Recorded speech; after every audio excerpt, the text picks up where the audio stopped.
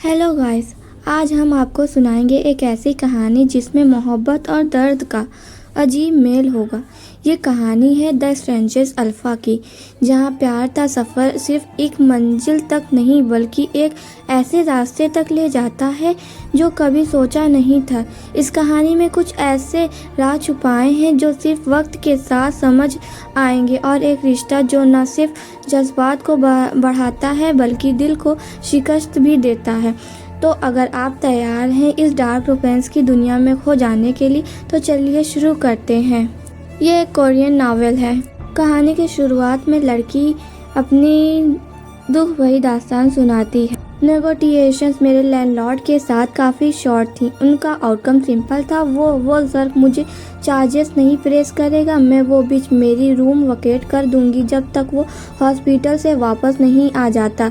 चाबी अंदर रख कर देना। वो जब दरवाज़ा बंद कर गया, मैं यकीन नहीं कर पा रही थी कि मैं उसे काट लिया। उसने मेरी चीन पकड़ के मुझे दिखाया जो वो मेरी ओवरड्यू रेंट के बदले चाहता था। मेरी आंखें लाल हो गई थी और पता नहीं क्या हुआ। उसका खून से भरा हुआ हाथ सब कुछ साबित कर रहा था। उसे स्टिचेस की ज़रूरत थी। वो चीख रहा था, मैं काँप रही थी। तो लगता है मैंने उसे काट लिया।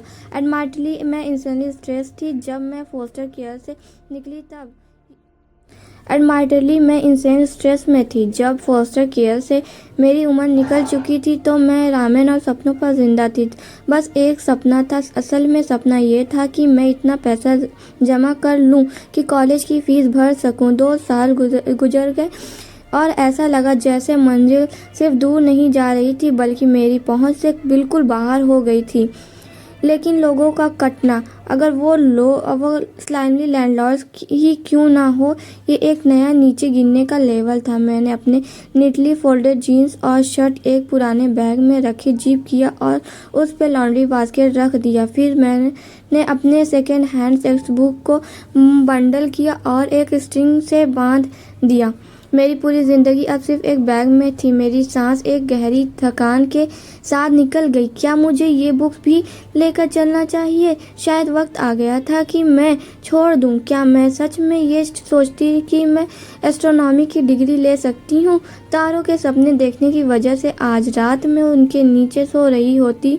अगर मैं माँ जिंदा होती तो शायद ये देखकर उदास होती कि उसकी बेबी स्टार किस हालत में थी, लेकिन वो मर चुकी थी। मुझे सिर्फ एक रिंग और एक आधा भुला हुआ गाना छोड़कर माँ कहती थी कि सिर्फ ये 2 चीज़ें ही काफ़ी हैं खुशी ढूंढने के लिए। मैं माँ की रिंग अपने गले के कॉर्ड पर ट्विस्ट की। छोटी थी तो इसे अपनी उंगलियों में पहनती थी, लेकिन बड़े होने पर यह कॉर्ड पर रहने लगी क्योंकि मेरी उंगलियों के लिए वो रिंग एडल्ट साइज थी। मैं नहीं चाहती थी लोग ये सोचे कि मैं इंगेज, डाइवोर्स या कुछ और हूँ। मुझे वो रिंग पसंद थी। उसका स्टार मेरे एस्ट्रोनॉमी के शौक को रोशन करता था। आज भी वो स्टार पहले ब्लू मॉनसून के अंदर टिमटिमा